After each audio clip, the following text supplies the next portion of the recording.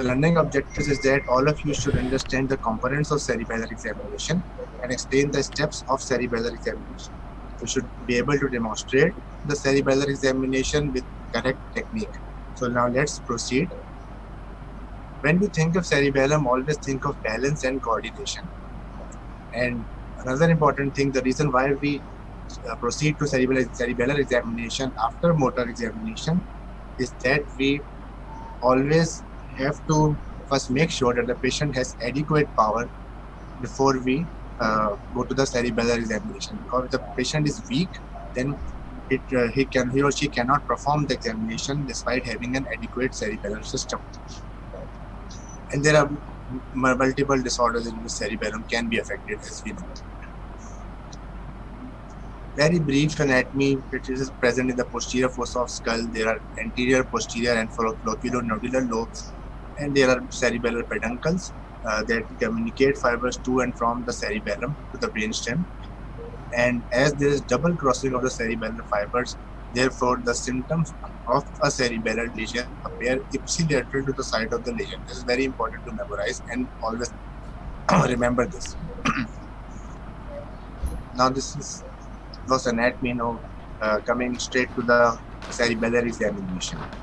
In cerebellar examination, the components are nystagmus, speech, finger nose test, rapid alternating movements, rebound phenomenon, heel to shin test, hypotonia, and pendular knee, and part of hypotonia is pendular knee jerk, as we will elaborate later on, and gait. Only thing that you require as equipment is a reflex hammer. You do not need anything else. Now first nystagmus. In nystagmus, you ask the patient to follow your finger with eyes. When the patient is following the finger, you look for the jerky eye movements, and when the jerk is present, this is nystagmus. But always be careful that in extreme lateral gaze, there may be a normal physiological jerk. So that if a jerk is found only on extreme lateral gaze, that is not significant. Otherwise, in other range of movements, in other pursuit of movements, if you find jerking eye on movement, that is nystagmus. And nystagmus has multiple causes, but due to cerebellum, if a nystagmus is present, then the fast phase is towards the site of the lesion. So it has a localizing value as well. In speech, you always converse with the patient. We usually say Pakistan Zindabad, or in your examination books you will find British Constitution. Anyway, what happens is that the patient breaks the syllables like Pakistan Zindabad, aise karke. In that way, the patient will break the syllables, and similarly with British Constitution. Breaking the syllables is the hallmark of cerebellar speech, and this is called scanning speech. Finger to nose test, you ask the patient to touch the nose and then fully extend their arm to touch your finger. You move your finger to different points so that you give different targets to the patient. And what is the abnormality? If the patient has a cerebellar lesion, he or she may have clumsy motion, develop tremors close to the target, or he or she may overshoot the target. In rapid alternating movements, we know that we ask the patient to place one hand over the other hand and then ask them to flip the upper hand back and forth as quickly as possible. Normally there is smooth motion, but the dysdiadochokinesia, which is very commonly known, is actually the abnormal phenomenon. This is a very common mistake that we say dysdiadochokinesia is absent. Actually, an absent dysdiadochokinesia is normal actually, but we do not say absent dysdiadochokinesia. So it is either normal rapid alternating movements or dysdiadochokinesia is present. And this another co is important because dysdiadochokinesia is also a commonly mispronounced way to say this. So remember, there is a co too. In rebound phenomena, you check the ability of the antagonist muscles to stop the movements. You ask the patient to flex their elbow against your hand's distance, keeping your other arm in the path to break the patient's arm motion. Then you suddenly release the resistance. So in that way, a normal person is able to stop the arm quickly, but a patient with cerebellar lesion may not be able to do this. So therefore, you must be very careful that you keep your other arm here, so that the patient does not hit his or her face if there is a cerebellar lesion.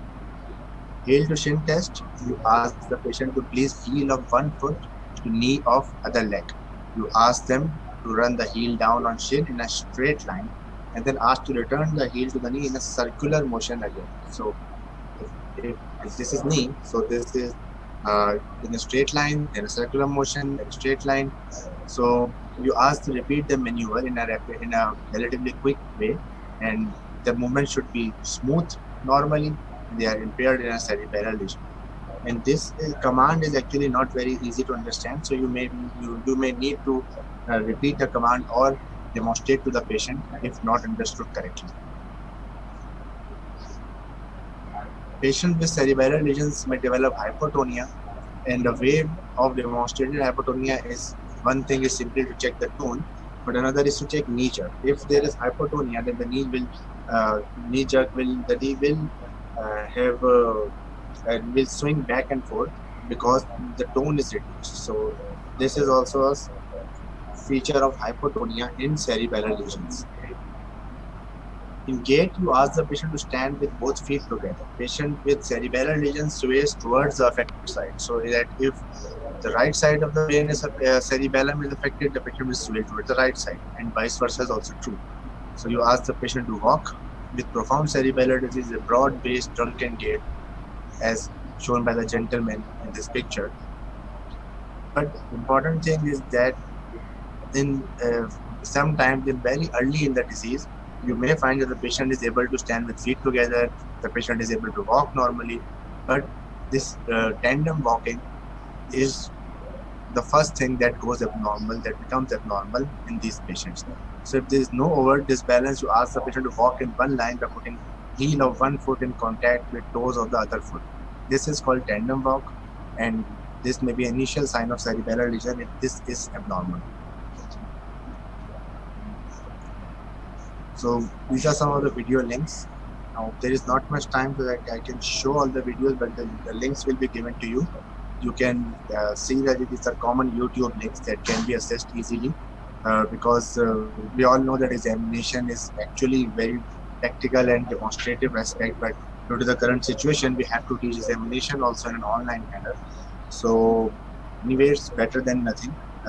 And all of you are welcome to come to our vault if after this pandemic is over, or at least after the classes are resumed, so that we may be able to demonstrate to you as well.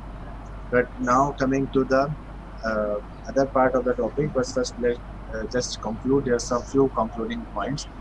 That balance is very important, and disease can be on both sides. So this is very important. We have a habit of checking on one side and then moving to the next part of the examination. So always check both sides. Always correlate the findings with history and other examination findings. Just mechanical motion is not enough, and always keep thinking of the localization and the disease process when you are performing the examination. If you are getting the signs, for example, of a right cerebellar lesion, you already have taken the history, so you are thinking that what may be the possibility. For example, if this is a 1-year-old problem, rapidly progressive, in this case you will not be thinking about stroke actually. In this case, you will be thinking of a slow-growing lesion, maybe a tumor, maybe a vascular malformation that is increasing in size. So there are multiple possibilities. So always think of a localization and disease process when you perform the examination. Now coming to the next component of today's examination class is the examination of the sensory system. I know this examination, this component actually invokes fear in many, well, because of its lengthy nature, but there are few important points that we will discuss that will make things easier for you, inshallah.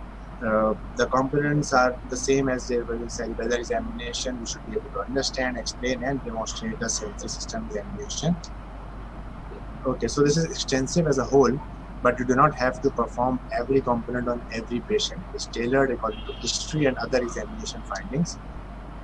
It yields subjective findings, so you always have to confirm with other objective findings. Motor system examination gives you objective findings. An upgrowing plantar is an upgrowing plantar. But if in a sensory system examination, you have to rely on the patient's words, that where is the sensation less, whether you can feel the toe going up or down in pressure sensation, etc. So it is a subjective finding. So there is always this should always be in the back of your mind that objective findings are more reliable than subjective findings. So you must always confirm your localization uh, with other findings. We always try not to base on only the sensory findings, but sometimes we have to do this. But in that case, also history and other examination helps us to achieve this. And abnormalities can be found from lesion starting from the brain up to the peripheral nerves. So you can see only the muscle and the anterior horn cell is missing in this list. Otherwise, everything can give rise to a sensory problem. Now I will just go over it. This is very brief anatomy, but important thing to look over this is that in after the dorsal root ganglia, the projections containing pain, temperature, and touch sensation synapse with the second order neurons in dorsal long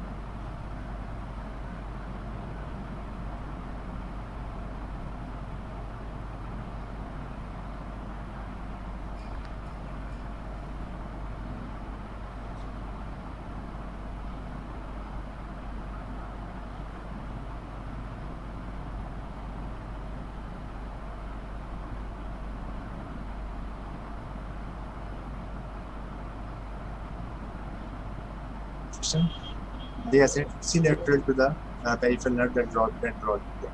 So, and they cross midline at the level of medulla oblongata. So here they are crossing. This is medulla oblongata, and we are crossing here at the medulla oblongata.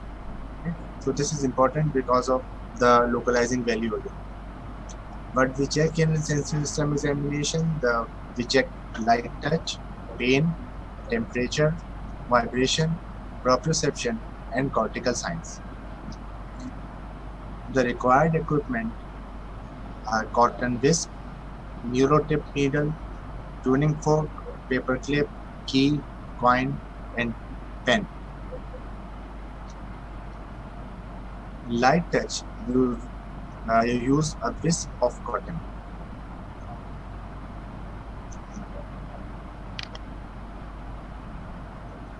You can see me also now. In light touch, you use a whisk of cotton.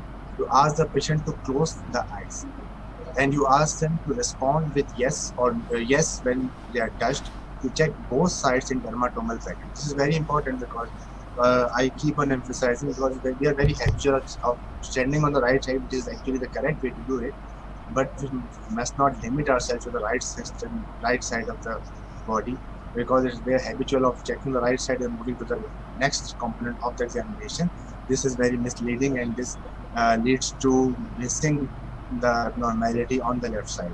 So you check both sides. You do not touch with regular intervals, so the patient gives a cue that, for example, after every 1 second the examiner will touch.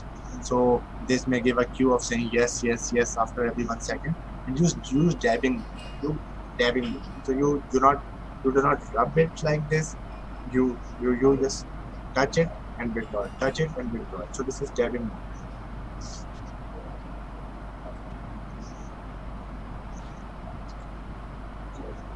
In pain, you use a neurotip pain, not a hypodermic needle, to demonstrate sharp and blood sensation to the patient.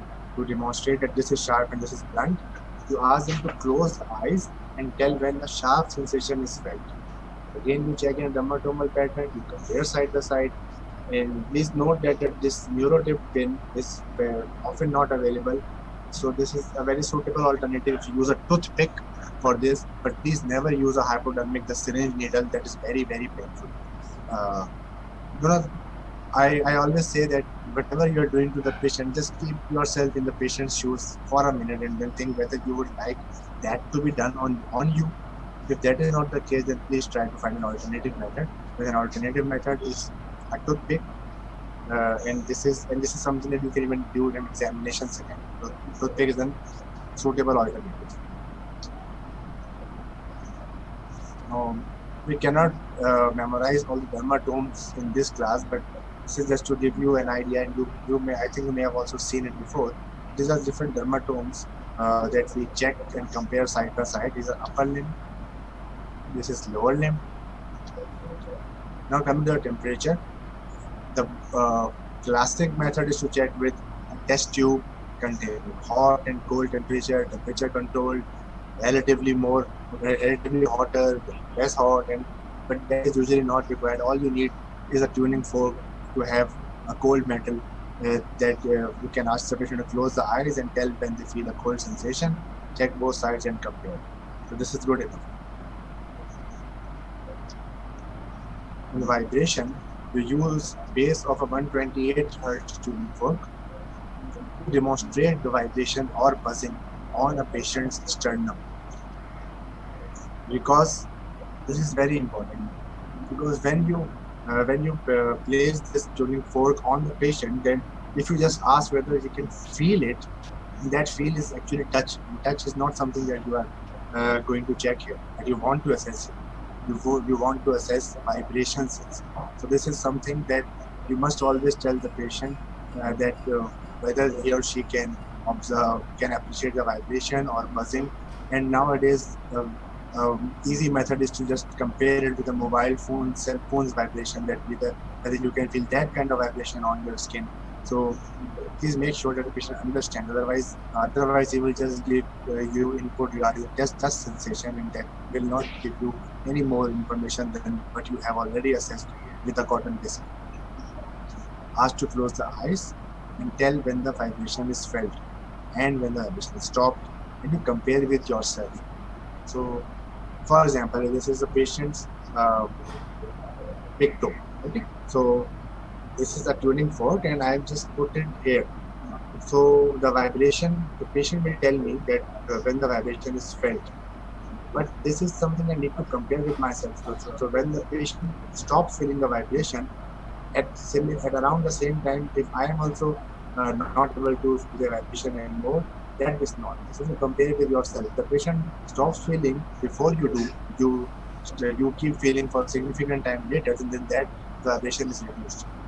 You start distally on a bony prominence, like on big toe. If not present in that, you go on ankle, shin, and so on upward till you find normal finding. So if the big toe is normal, you do not need to go upwards. So till you time a normal finding, keep going upwards.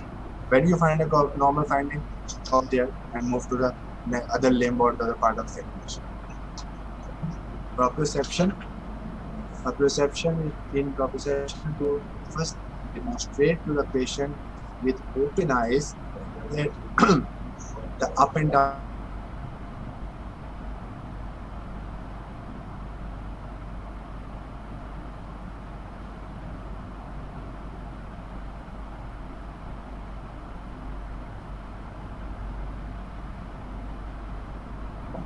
and then you ask the patient to close eyes and then tell you which way you move the digit.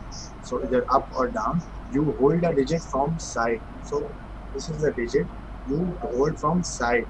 So if you hold it from here, then the patient will have a clue by your fingertip whether you're moving up or down. You hold it from the side. You stabilize the joint with your other hand. You hold it on a side and move up or down, but always make sure that you are not predictable in this. So you can just if you keep alternating up and down with the patient, again you'll be able to guess. So you can just go up 3 times in a row, down 4 times in a row, and then one time alternating. So just don't be predictable. Sequence can change according to your convenience and can change every time, but don't be predictable. Because this is something that we find very commonly, that when you are checking this sensation and it is absent, this is something that the patient even did not know before you examined. So that comes as a huge shock to the patient, and as a denial, patient starts to guess and everything. So just make sure that you give the command appropriately. We are not predictable. And also, if the patient is not able to do it properly, just reassure the patient it is okay. We are here to treat you. It's no problem if you cannot do it. This is why you are here, and we are there to help you and treat you. These are cortical signs. Cortical signs are important, very important, because as I mentioned in the earlier part of the lecture, that sensory system can be impaired in cortical lesions as well, cortex lesions as well. So these are the actual cortical signs that tell us that the lesion is in the sensory cortex. For to analyze them, to assess them, first it is prerequisite that the primary sensations of touch must be normal. So if the touch is impaired, then you will not proceed to the cortical sign. But if the primary sensations are normal, then these are the cortical signs that give you the localization value within the sensory cerebral cortex. First thing is 2-point discrimination. You use two ends of a paper clip for this, as you can see in this picture also. So you ask the patient to close their eyes. You tell the patient that you will either touch at one point or 2 points, and the patient needs to tell one or two. We check at different areas using one or two stimuli. There is a distance between the 2 points when double stimulus is given. So sometimes you will have the two very close together, sometimes you will increase the distance, you compare both sides. So then you will see that whether the patient can appreciate that that he or she is being touched at 1 point or 2 points simultaneously. This is stereognosis. I'm sure that you would have heard of this and you have performed this before. In this you ask the patient that you will to tell the patient what you will do. You put a common object with closed eyes, patient's closed eyes, in the patient's hand, like a key or a coin or a pen. So and you ask the patient to recognize the object without closing the eyes, and normally the patient is able to recognize common objects. You check with at least two common objects. Graphesthesia. Graphesthesia, you first explain to the patient what you are going to do, and you ask to close the eyes, and then you write a familiar figure with the back of your pen, or a pen with closed closed cover, so that there is no actual writing on the hand, but you draw common figures like as we have written 8, 6, C, but it can be other thing. There can be other figures as well, but they must be common enough and not very complicated, so that the patient is able to recognize if it is normal. We do not want to test the patient's more complex mental level. This is just graphesthesia. And this is double simultaneous stimulation. You ask the patient to close the eyes. First, you explain to the patient that when you ask the patient to close the eyes, and you touch either on one side or both sides, the patient needs to tell whether he or she has been touched on one side or both sides. So this is called double simultaneous stimulation, and this is impaired in this is many times impaired in sensory cortical lesions. So when you are touching both sides, the patient can only appreciate one side. You touch at different areas and record the response. Now, Domberg test. I'm sure that if not most, then at least some of you would be thinking about why this was not in the cerebellar system examination. The simple reason is that this is not a cerebellar sign. This is very important and very common misconception that Domberg test is a cerebellar sign. If you're asked to perform cerebellar examination, please do not say the word Domberg test, because that will straight away give a very bad impression. This is a sign that is done, that is checked to look for sensory ataxia. Sensory ataxia, because what happens in sensory ataxia? So what we checked previously is the proprioception, the joint position sense. So when and also the touch. So what happens is that when the patient has the foot on the ground, normally what happens is touch and proprioception gives the signal to the brain that the foot is on the ground. That and then that tells you that now the foot is on the ground. You can stabilize yourself and then take another step. But when a patient has sensory abnormalities like touch and proprioception, then this signal is weak. The signal is lost or weak. So the brain does not know at the appropriate time the foot has actually touched the ground. So so with open eyes, what happens that the patient is able to compensate for this sensory deficit with the eyes, with the vision. So if you ask the patient to stand with feet together and with open eyes, the patient will not sway. But once you take away the visual input, what happens? You have one thing was already handicapped. The patient was the sensory abnormality was there, but the patient was able to compensate with the vision. But you eliminated the vision. Now the patient will start showing toward both sides. So this is sensory ataxia. This is not a cerebellar sign. The thing is that when we check for the grade of the patient, we do not ask the patient whether we do not ask check cerebellar one and then ask the patient to lie down, then again stand up and do the sensory ataxia.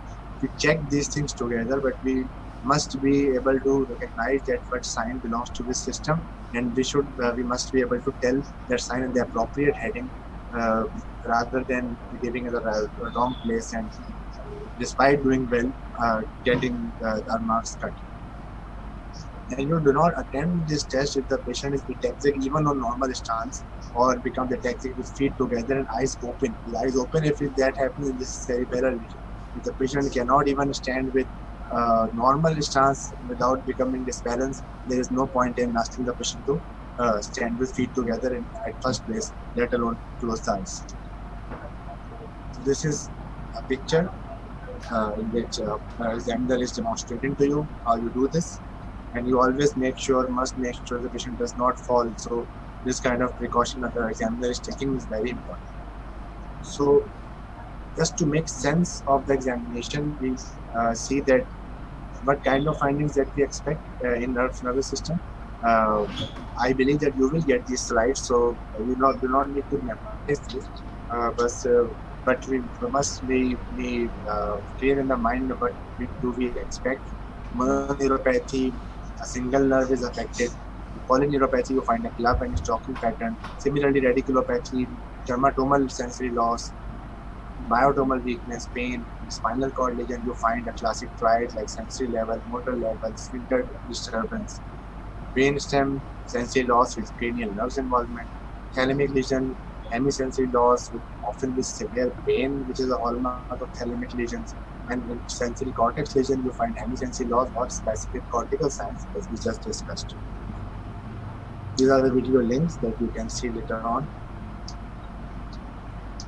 Sensory exam looks lengthy but should be tailored, and again you should not be performing mechanically. You must always correlate with your other examination and the history, and do not be overwhelmed. There is no substitute to practice. Performing a good examination is a skill that can be mastered. And in the end, a very brief examination of the signs of meningeal irritation. We have 7 or 8 minutes. We have been able to complete it despite starting late. Learning objectives are the same. You must be able to understand, explain, and demonstrate the examination of signs of meningeal irritation. Okay, so this is very important to assess these signs of meningeal irritation when you are suspecting a CNS infection. Subarachnoid hemorrhage may also give rise to meningeal irritation. So this is not a specific sign of CNS infection. You must always, this is where the history and the examination come into play, but you must keep in mind that you can find the signs of meningeal irritation with subarachnoid hemorrhage as well. But how are these signs elicited? The examiner aims to stretch the meninges by different maneuvers to elicit features of meningeal irritation. Meninges is Greek for membrane. There are 3 layers. We know dura mater, outermost, arachnoid in between, and pyometer is the innermost layer. It acts as a barrier and aids in the production of CSF. A schematic diagram, you can proceed further. There are only 3 components of this examination: neck rigidity, Kernick sign, and Brzezinski's sign. So, what is the equipment that you look at? Nothing actually, only you and the patient. So you do not need anything else. Only you and the patient will suffice.